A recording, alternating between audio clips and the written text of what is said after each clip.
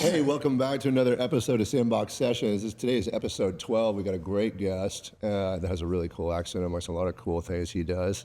My name is Taylor. I'm co-founder of Recess Fitness Club. I'm Evan, co-founder of Recess. And I am Rachel, all things operations here at Recess. Today we have an awesome guest, Recess member and Michelin-Star chef, Chef Christophe De Lellis, joining us today. He's going to be talking about all things precision, entrepreneurship, excellence, energy, fitness, and kind of how he fits it all together. Christophe, give us a short overview and background of yourself and how everything kind of came together. Good morning, everyone. Yeah, how did we meet? I mean, you're a member here at the gym. That's one thing that's obviously really cool too. Is a lot of what this podcast focuses on is entrepreneurship, and even better when those entrepreneurs are members of the gym. Mm-hmm. Yeah. So I just 37 years old. I came to the U.S. in 2010. I'm born and raised in Paris. Start working in the kitchen since I was 16 years old. Then I moved when I was 21, 22 years old in Las Vegas. I worked for a chef there called Joël Robuchon, a really famous chef. He's the most Michelin-Star chef in the world, 32 Michelin stars at one point. Wow. He has 2 restaurants. He used to have, we're still open, but 2 restaurants in MGM Grand. One is 3-star, one is 1-star. So I worked there for about 14 years. I did my way up. I started as a cook there. And back in 2017, I got promoted to executive chef there. So for 7 years, I oversee both of his restaurants there, the 3-star and the 1-star. And then as well, I was taking care as well all the high rollers at the MGM Grand. So there was 30 villas that are kind of like hidden into the MGM Grand called the Mansion for only high roller celebrities, stuff like that. And I used to take care as well the food for them. So I did most of my career in Las Vegas. And I moved to Dallas about 2 years ago to work on this project, Mamani, that we just opened September 2nd this year. Yeah, in Mamani, well, Rachel had scheduled a dinner reservation. I didn't know what it was. It was, she was like, this is this new upcoming restaurant in Dallas. And what's the rest? Yeah, no, it was just beautiful. And I'd been watching, some, I don't know if I'd seen some like ads or pictures or, articles coming out. And so I booked it, and it was like several weeks in advance. Yeah. And then when we went, we had no idea that you were the chef and also a member here at Recess. Another weird turn of events that was awesome was I used to be a high school orchestra director, and one of your staff members was one of my old students. Oh, that's funny. So it was such a weird moment. We came in, and you had came and greeted us at the table, and we were like, oh my gosh, this is amazing. And then later our server came up and was like, did you by chance used to teach orchestra at Plano ISD? Like, I think one of your old students is on our staff. And we were just like having this moment. It was awesome. That's pretty cool. Yeah. It was really cool. I remember sitting there, we have our staff read a book called Unreasonable Hospitality, and I think like Will Guidara, and you read words in a book and you paint a picture in your head of like what you're reading in your imagination, and then I've seen like, the bear and the way the chef communicates with the kitchen. It was the first time I'd ever been in a restaurant anywhere where I had seen like, it was like this chant, like this insane cadence between like the kitchen. I'm like, I was blown away. Plus even the way the restaurant, the kitchen presented to the restaurant. Because a lot of times it's just like an expo counter. There's all these dishes going up. The lighting kind of sucks.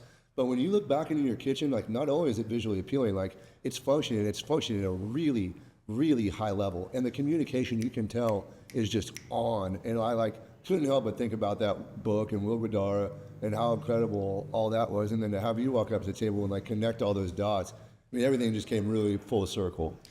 So the funny thing about this book, you mentioned it, obviously, amazing book that is a staple in the industry. Mm. Our GM our manager, it's a woman. Her name is Sue Young. She actually worked at 11 Madison Park during the time Will Guidara was there. So she actually took his spot as well. When he left, he's not there anymore, but she was the general manager. So she kind of like grew up into this culture as well that they build over there, right? So it's kind of like full circle, right? But cool. But yeah, it's we wanted to create a feeling where you get into the restaurant, it's like almost you get into someone's house. The kitchen is completely open.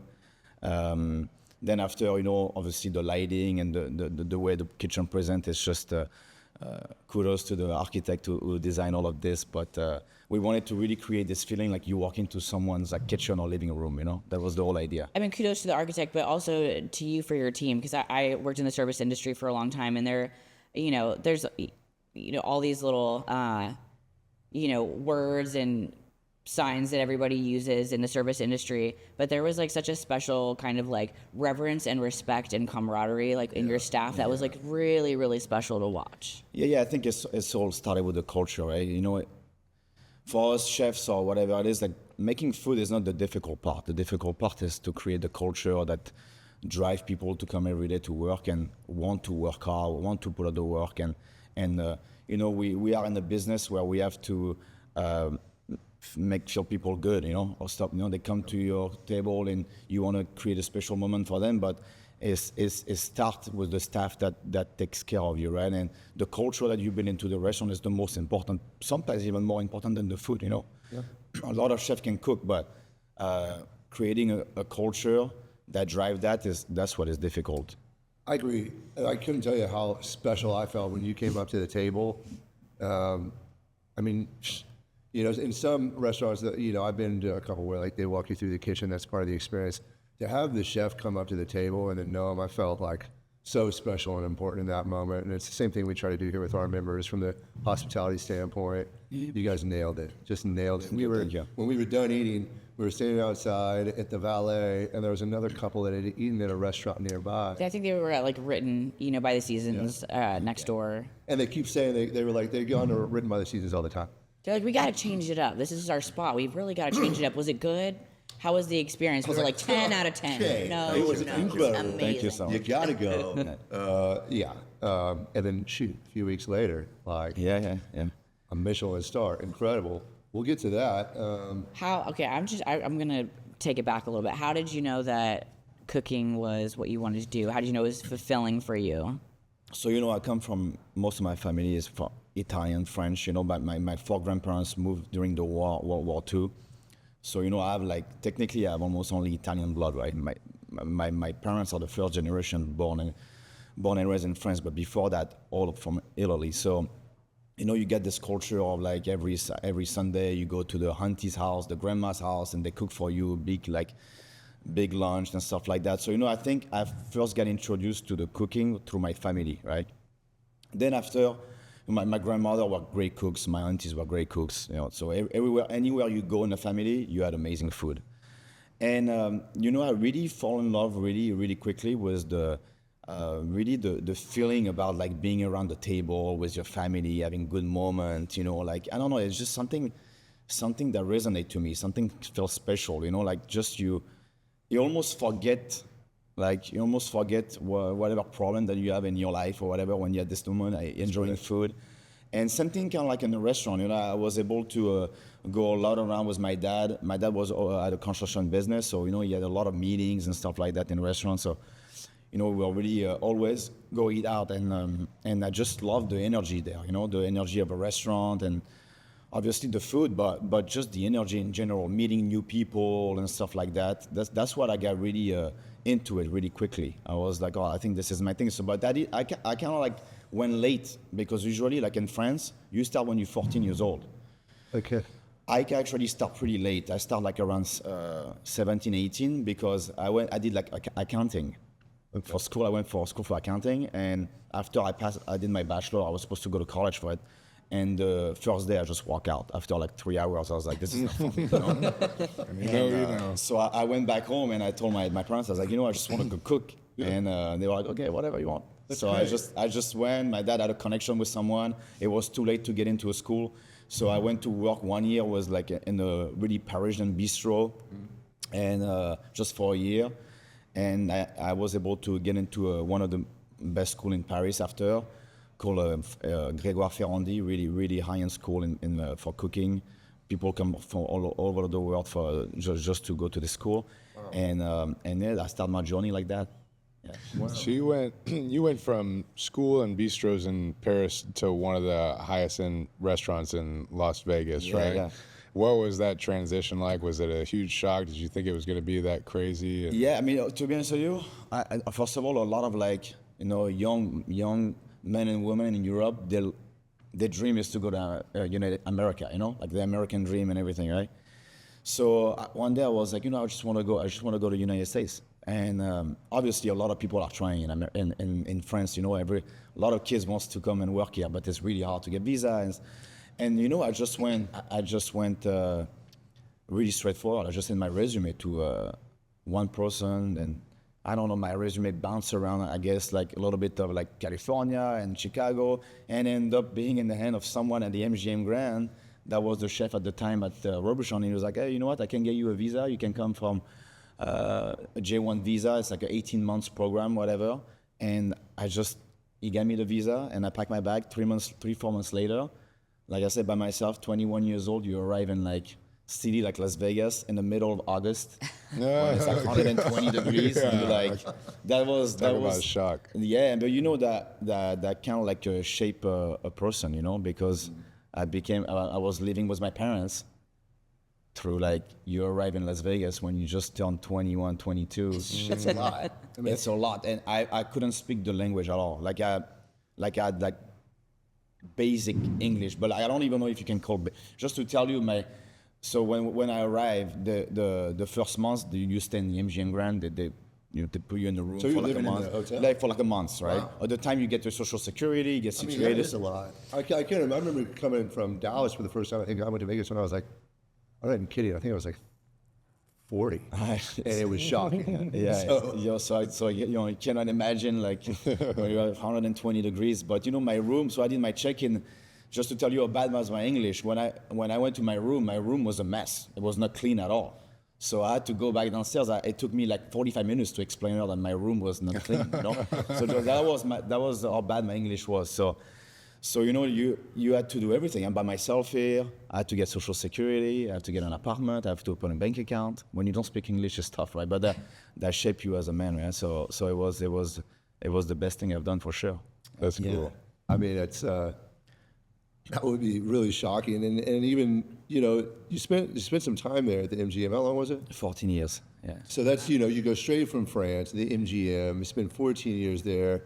You're familiar. There's stability, change. I mean, how did it? That had to be something that wasn't really easy, taking a leap like that to come to Dallas and start a new restaurant. Yeah. What inspired that? I think it's a combination of a few things. First of all, I have a 9-year-old daughter, and so when we moved there, she was 7. I felt like I wanted to give her the chance to grow up in another environment than Las Vegas. So I was open to move around to a city where I feel like she will get a better education. That was one of the big parts, obviously. But as far as more personal, like the career, obviously I had a great career in Las Vegas. I could have, it was a career that keep growing year after year after year, being in a big corporation. But I gotta be honest, I was a little tired of the big corporation. I was like, you know what, I don't know if I want to do that. I don't know if I want to wake up 10 years from now and be like, yeah, I make good money, I have a good career, but, I feel like I lost the excitement a little bit. The excitement of when I moved, when I was 21 years old and start from the bottom and did my way up to like really a chef position, executive chef position.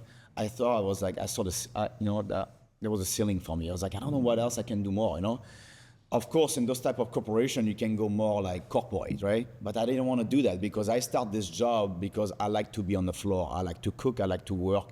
I like to teach people.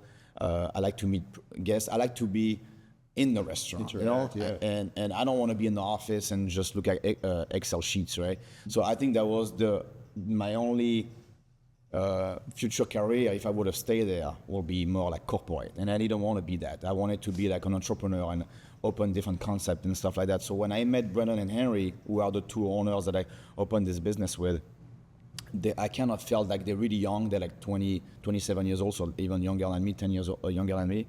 And, I think in that time of my life, I just needed this energy, like those two young brothers who just want to open a bunch of stuff and want to take risk. And I felt like, I was a little too conservative.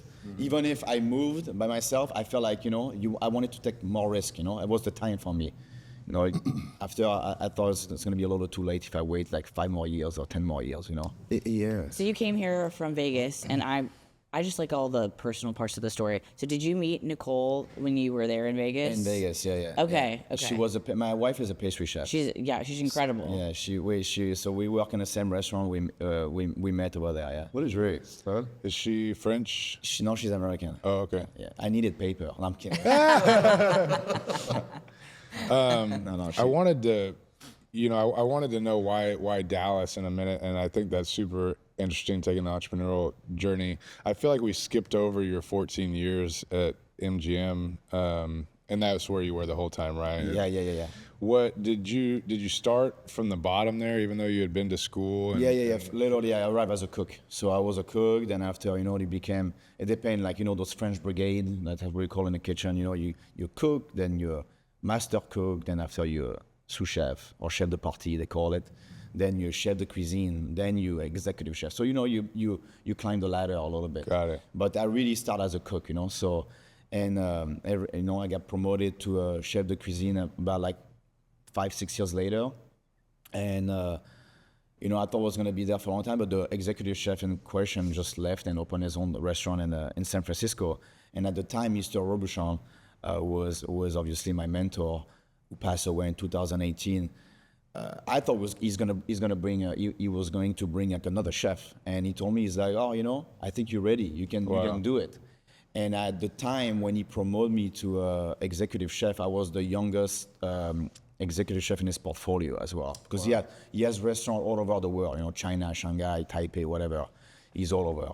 And I was the youngest in his whole portfolio. So Nice. That was like the fact that I trusted me, that was scary, but that built a lot of confidence too, That's awesome. Yeah. Chills over here. That's huge. Congrats. Yeah. So why Dallas of all the places you could come open your restaurant? Has you been here before? No, so when I met Brandon, one of the owners, he came to visit me in Las Vegas, and he spoke to me about like the project that he had here in Dallas. And obviously he owned already 2 restaurants. One is Namo over in West Village and Bar Colette, just next to each other, a cocktail bar. And when he told me about this project in Dallas, I was like, okay, I fly and I check it out. I've never been to Dallas. And obviously, as you can imagine, when you have a type of position, there's a lot, like every week there is someone who wants to open a restaurant with you, right? So you talk to a lot of people, but I want to say like 70% of them are not serious. They're just like, they want to show off in the moment. Oh, let's open a restaurant. When you dig into it, they don't want to do it. But I felt different with Brendan. I felt like obviously he had already a restaurant, and I don't know. I felt like a trust or something. Sometimes there's feelings. And I was like, okay, I'm flying. So I fly like a couple of weeks later, and I landed here in Dallas. And I gotta say, I don't know. It's I went to multiple cities in America, and I enjoyed it, but I don't see myself living there. I was like, I don't know if I want to live here, right? But Dallas, I felt different. I was like, oh, you know what? I like the energy here. I like what's going on. I like I like as well for my business. I like the fact of like the food scene is a growing scene. It's not an oversaturated scene like New York. You open a restaurant in New York, like you just a new restaurant that open. But Dallas is a little different.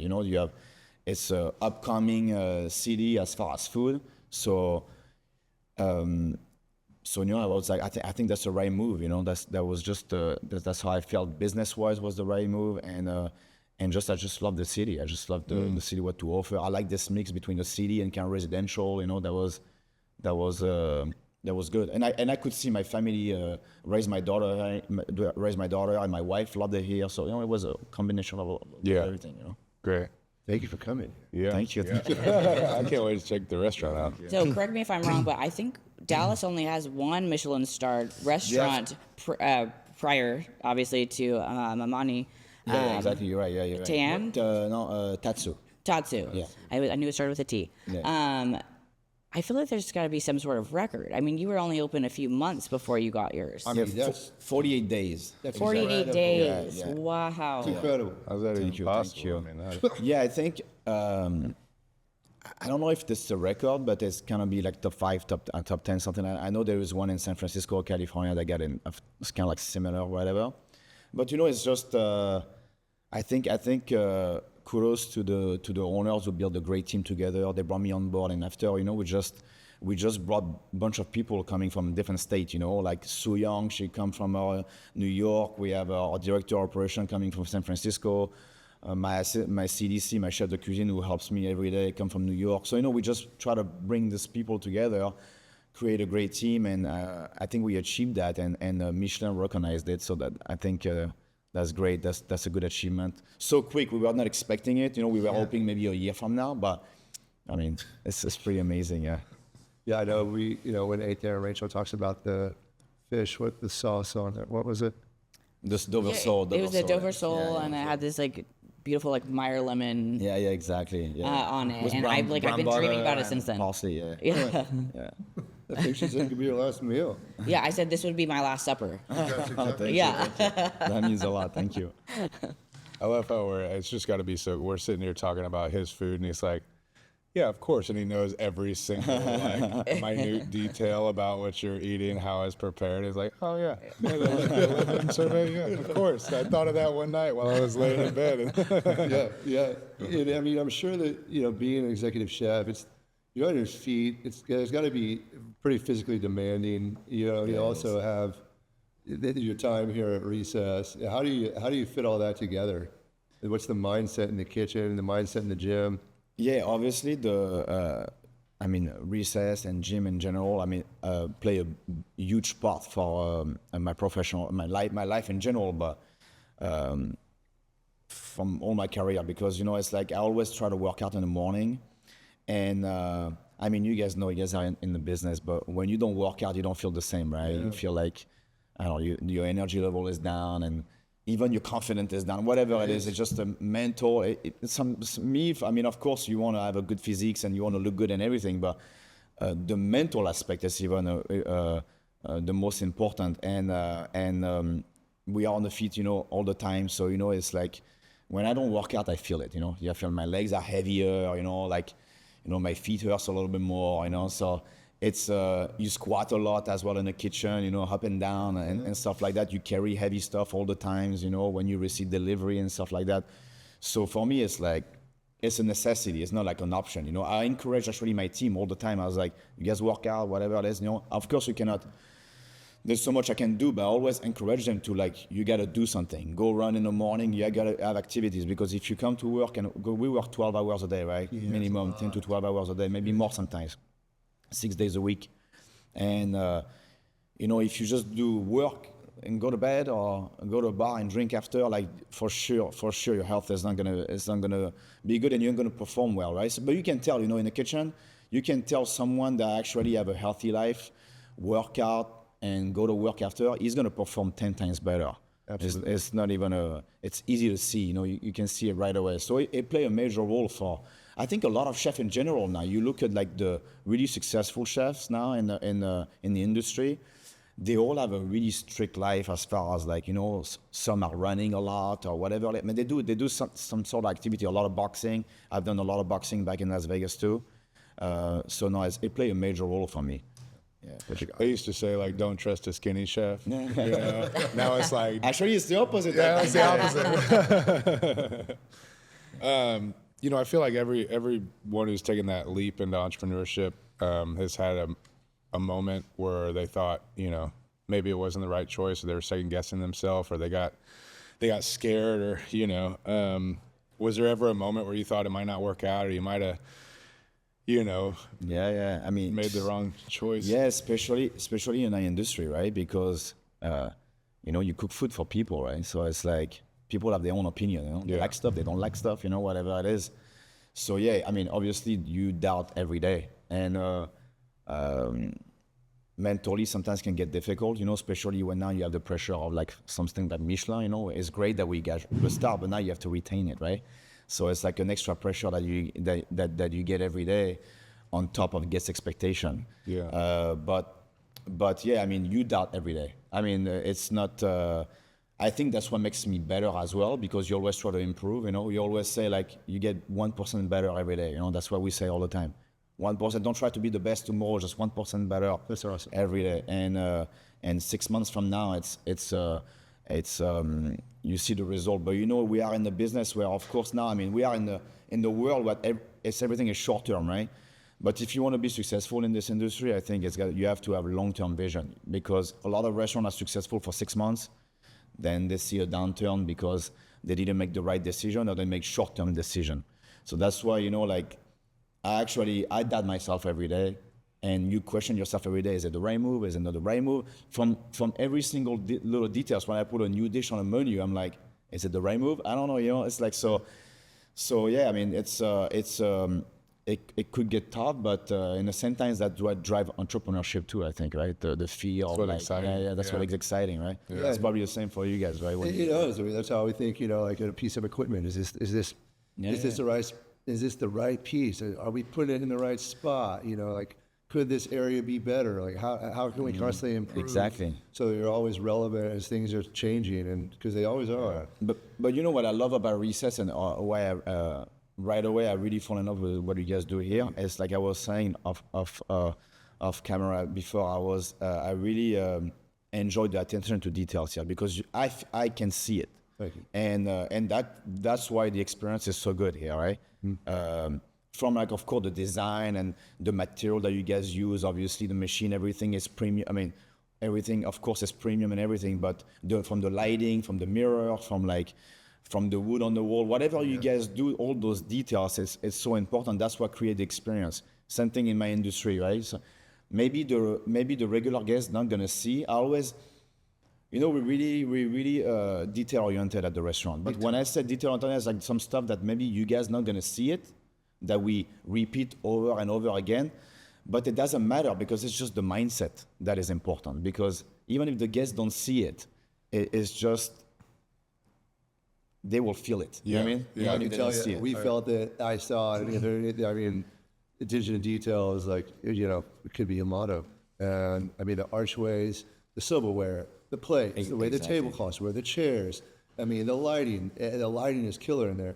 There's so many things in your restaurant. The way even the layout, it's just such super cool floor plan.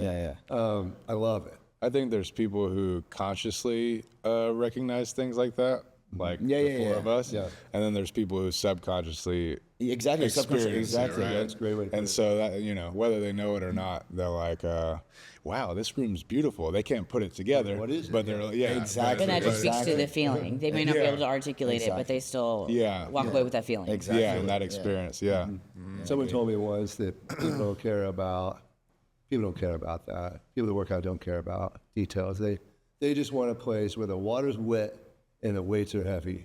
And I thought, oh boy. No. No. I think people that work out especially care about attention to detail. No, for sure. Yeah. You know, you talk about the forward thinking with Mamani and dishes. What's next for you? Do you already have any future aspirations? I mean, to come in so quick, so hot with Mamani, is there a part of you that's like, okay, what's next? What am I going to do now? So for Mamani, obviously, just for Mamani alone, it's for me, it's not the Michelin-Star is not the end of something. It's more like a beginning of. It's like a new. I see it as a new beginning, and we're going to try to be better. Obviously, the rating, we will never get 2. We'll never get 3. Now, why is that? It's like the Michelin is like 1, 2, 3 star. Okay. Mamani is we got 1 star. We will never be able to get 2 or 3 because it's a different restaurant. You know, it's like you have to have smaller restaurant, tasting menus. It's a different concept. I got you. I'm happy to I want to retain our 1 star, but I want to get better every day. So, you know, this 1% getting better. This is what I want to do. I want to get better. It's still a young restaurant. We open for 3 months, so a year from now we're even going to be better. You know, so. That's for Mamani alone. I want the restaurant to be even better a year from now, but we're opening a bakery next door. Okay. It's called the Bread Club. Does your wife have any involvement? Yeah, she's gonna be there. Exactly. Nice. Well, Instagram stuff. Rachel stuff is incredible. Yeah, exactly. So we're opening a bakery next door, probably January, February. I want to say more February, but we're almost done with construction. Right. So that's gonna be our new baby, and I'm excited to be part of this as well. We'll have to have you back with Nicole. So yeah, have for the power couple dream That'd team. be fun. Yeah. It'd be fun. We can Yeah. do that for sure. Awesome. And after, we see whatever opportunity. I didn't know comes our that. way. I mean, I worked in the service industry for, I think, 2 days on 2 separate real quick. I was not cut out for it. And once I read Unreasonable Hospitality, I started to learn so much more about the restaurant industry. I had such a huge new respect for everything that it's like probably what like a watchmaker would describe as building a Rolex, like the amount of time it takes, the intricacies to bring it all together and work in such perfect harmony. And in terms of the Michelin rating, I had no idea that there were different categories or sizes. Yeah. I would have thought that, if you had a spot and it was your goal to make it a 3-star, but that's not the case. Yeah, I mean, you can, but what I can tell you, this restaurant will never be able to, because that's not the style of food. When you go to a 3-star, it's like usually a smaller restaurant, tasting menus. So you have one menu only, you have no a la carte or whatever you can choose. And it's just different concept, right? It's just, it's a different type of restaurant. That's not what we're trying to do at Mamani. Mamani always meant to be like, I always say like, I try to do elevated comfort food. That's what I'm trying to do. I'm not trying to reinvent the wheel. We're just using good technique, the best ingredient that we can find. Obviously, we put a lot of technique into it, but I think the food resonates to people. It's not some, we're not going to try to do like some weird like experimentation or whatever it is. It's still like a delicious piece of fish with a good sauce, a good garnish, and that's it, So yeah, I mean, it's the and I like the fact of being kind of like in this level. I like 1-star because you're able to get really creative, and you don't have a lot of like obstacle or whatever. You can do whatever you want. You know what I mean? And when you get to 2, 3, you kind of like you gotta follow like.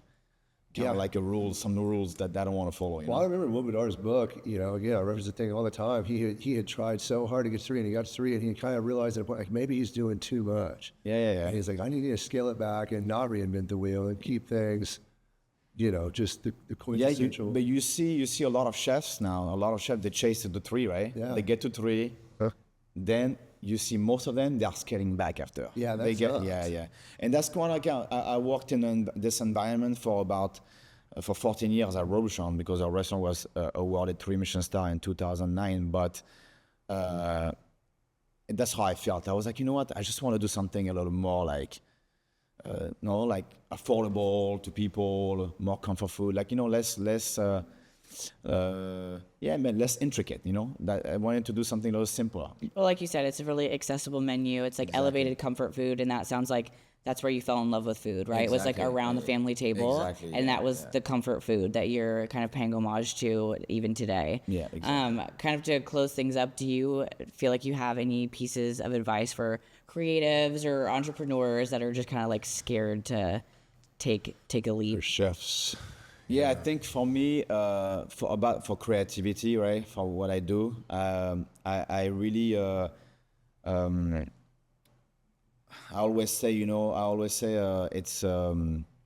it's easy to make a complicated, but it's complicated to make it simple, So sometimes in our field, like, people try too hard to make some like, crazy dishes or whatever it is, but can you make a good tomato and mozzarella tastes good, you know what I mean? That's the hardest thing to do, That's why now you see a lot of chefs that trying like weird combination or put a lot of flowers or whatever it is, right, on dishes, a lot of herbs, a lot of ingredients, but can you do something great with 4 ingredients, right? And after as well, for me, I don't like the perfection, I never say something is perfect, or I'm never satisfied. So even like a dish that is maybe, that is really, people love it or whatever it is, we try to improve it every day. So I never say something is perfect or, let's move on to something else. Like, there's always room for improvement. That's always my mentality. Always, and that, I think that drives creativity, because, you automatically you get creative. When you try to improve something, you get creative. Mm-hmm. So for me, that's how I drive my creativity. Of course, now you have great tools, Instagram or whatever it is, books, and it's great. But sometimes you have tendency of copying it, And I realize that sometimes when you just focus on like what you're doing and trying to improve, you get creative, and maybe as well works with some. Sometimes I feel like when you have obstacle too, like when you have not obstacle, but when you work with, like for example, sometimes say, oh, how do you get your fish in Texas? How is that difficult? Whatever it is. And the fact that it's difficult, sometimes this is what it gets you creative, right? Because you say, you know what, I cannot do that, but maybe if I do, I don't know. It's like that's trying to get better every day. That's how I get creative. And after for entrepreneurship, it's just like, I know it's scary, but if you, I think it's something that you feel deep inside you. If you feel like this is the right move, just go for it, and there's always you can always get back on your feet. There's always a way. If now those days, if you outwork people, it's you're probably gonna make it. Yeah, man. What if you had stayed at the MGM? Exactly. Yeah, I think restaurant in Dallas. it's you say like, what's the worst thing that could happen, right? And you get that out, right? And then once you see it, and you see it, on paper, right? You write it down, and then you realize, well, like, I'm still alive. That's not the end of the world. Exactly, I can still. What's the worst that could happen? I go out and try to do something. Like, it fails. It fails, and and then what? And then I move on, and then I'm smarter than I was before. And exactly. Your mentor was Robuchon. Yeah, exactly. Robuchon. Do you ever think? Do you ever think about his importance in your life? The fact that he's not here anymore. What he might like. How he might feel about your success and where you've taken, his mentorship at this point in your life? Yeah, I mean, I hope you'll be proud of course, because I still carry his legacy. I always say my name will be always attached to his name. When you read article, there's always his name somewhere, right? Because my food has a part of his food too. His philosophy is part of my philosophy now. So. I think my name will be always attached to his name. So I'm sure he was really all about loyalty. When you look when he was around, all the chefs around the world worked with him for 15 years plus. 15, 20 years, 25 years. Wow. So that tells you a lot about who he was as a person. He was really taking care of his people. And for me, I really learned a lot that if you take care of your people, they're gonna do 10 times more for you, and I think he understood that really well. Especially in the industry, turnover it's a restaurant killer. When you have too much chef turnover, staff turnover, that's really difficult for a restaurant. So I think he understood that really well, and he always try to keep his people around and everything. So I'm sure he will be proud of what I've done. Yeah, I'm sure. And he had a team around him that travel. They're still around, and when I get the star, they all send me text message and everything. So he's of course my main mentor, but I had like a lot of mentors that was with him, and they're still here. They're still all in France and stuff like that I talk to on a weekly basis. We have a group chat with all the chefs and all the people at all times. So we always talk together. So, but yeah, my name will always be attached to his name. So Absolutely. Do you currently have a mentee? I have a lot. Yeah. Everyone at your restaurant? Yeah, previous at Robuchon as well. Actually, I was really proud of where I left.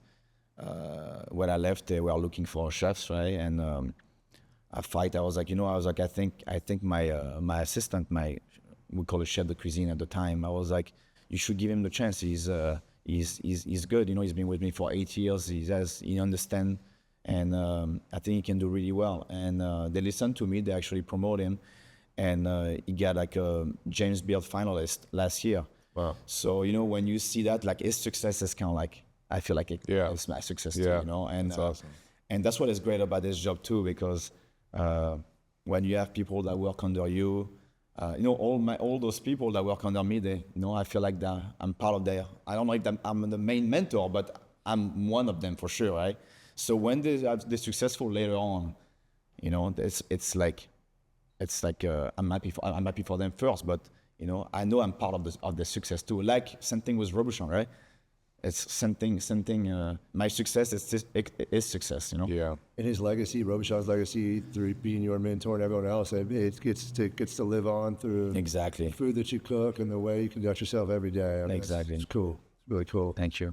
I know a little bit of French. Before we close this, Yeah. maybe you could help me with some of my pronunciation. Tell me. Je voudrais vodka soda, s'il vous plaît. Oh, that's a good one when you go to a nightclub. Yeah, That's before really I went good. to France, I made sure I learned that one. Yeah, that's so good. J'aimerais-vous mon interprète? Whoa. Oh, wait, that's really I good. don't know. What does that mean? I'm going to introduce you to my interpreter. No, you shouldn't. I know the alphabet in French too, but I'm not going to run everyone through that. He's like, oh, Americans. I was trying to spit 3 French words wrong. Classic. No, that was not bad. That was not bad, actually. That was not bad, actually. Je suis un maçon. Damn. I should have That's not bad. That's not bad. Yeah, it means I'm a dolphin, but also I'm a marine. Je suis un maçon. J'aimerais-vous mon interprète? Je suis un dauphin. Dauphin. Dauphin? Dauphin. Oh, okay. Dauphin. What's maçon? Bonsoir. Bonsoir. Monsieur, bonsoir. Bonsoir. Bonsoir. Bonsoir. It's Bonsoir gone. is good night. Bonsoir. Not bon, but bonsoir. I thought you were saying like monsieur or like a mister, no? I don't know, man. This was many moons ago. This was 13 years ago. Africa. Okay, you guys are cut off. Let's just cut the last 5 minutes. Could we? I cut out the Poor guy trying to be nice. Like, yeah, good job. Do you learn French at school? You know, really? No. No, I learned Spanish. I did French immersion before we went to Africa, and then we went to Arabic. Oh, where? Speaking. Where? Mauritania and Djibouti. Okay. Yeah, Yeah. Well, they spoke no French. thank you so much for coming. No, thank you. Yeah, thank you. I've got to check out Mamani. Family here to Dallas. You got to go. I gotta go. please, I gotta go. please. I mean, this week. Can anyone get in now that it's once, a mission? So the day after, Dang it. the day after from 8 p.m. when we received the star and 8 p.m. the next day, we had 1,200 reservations. Oh my gosh. Yeah. So we booked like always 30 days ahead. So we open always, and it's difficult, but just show me a text. I get you a table. Okay, thank you. Incredible. Show me Yeah, a table. I will. for sure. Thank you. But it's difficult. Well, I thought this podcast was awesome. Like, Tom. you just embody like everything that this is supposed to be about. This podcast, and I think like, man, what a cool story. Really, Thank you. I'm so impressed. Thank you for Yeah. inviting me. Pleasure to That have was you. great. Yeah. Thank you so much. Yeah. Thank you for what you guys do every day as well. Anytime. Yeah, well, For sure, you guys are a big part of my success and my life too. You know, this is really important to be what you guys do. You know, for sure. thank you. Thank you so much. Well, thanks for joining us again for another round of Sandbox Sessions. Christophe, thank you so much. Thank you. You can find us anywhere that you get your podcast, and we'll catch you next time. Thank you. Thanks. Bye.